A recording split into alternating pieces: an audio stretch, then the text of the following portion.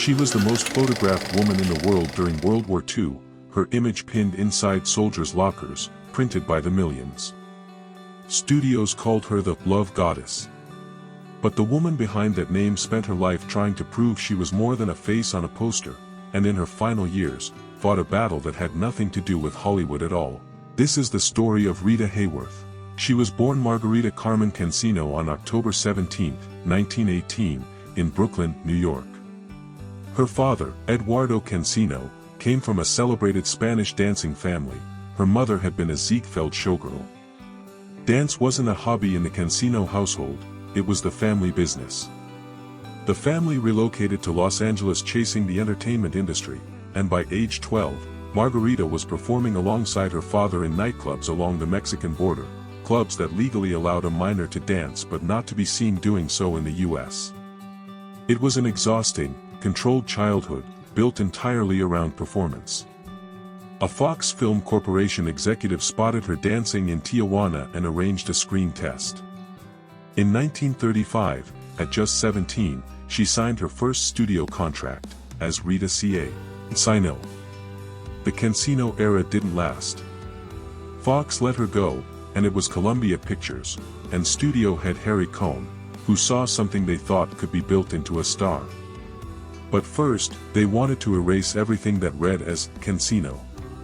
She underwent painful electrolysis to raise her hairline. Her naturally dark hair was dyed a deep red. Her surname was gone, replaced with her mother's maiden name, Hayworth. What emerged was, quite literally, a studio invention, a name and a look built from scratch to sell tickets. It worked. Through the late 1930s, she built momentum opposite major leading men.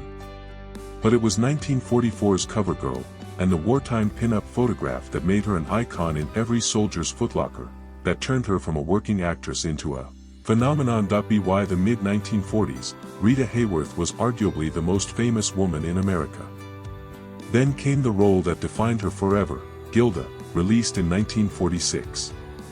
Her performance, particularly a single scene where she peels off a long black glove while singing, became one of the most referenced moments in film history, cementing her as the screen sex symbol of her generation.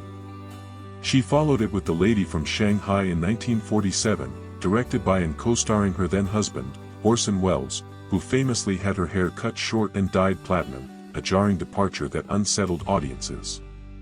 Privately, the picture was far more complicated than the fame suggested. She married 5 times, including Welles, and later Prince Ali Khan, briefly making her literal royalty by title. Both marriages ended in divorce. Hayworth later reflected, with visible weariness, on how often men fell in love with Gilda, and woke up disappointed to find only Rita Hayworth beside them. By the 1960s, her film career had slowed. Audiences had moved on to a new generation of stars. Then, in the 1970s, those close to Hayworth began noticing something troubling: memory lapses, erratic behavior on set. For years it was written off as alcoholism, a label that followed her through a difficult decade.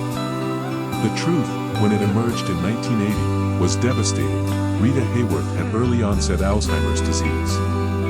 She was one of the first major public figures diagnosed with the condition, at a time when it was barely understood.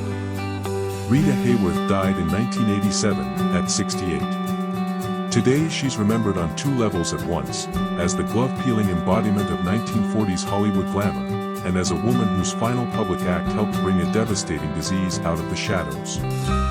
She spent a career being told who to be. In the end, her legacy became something she never scripted at all.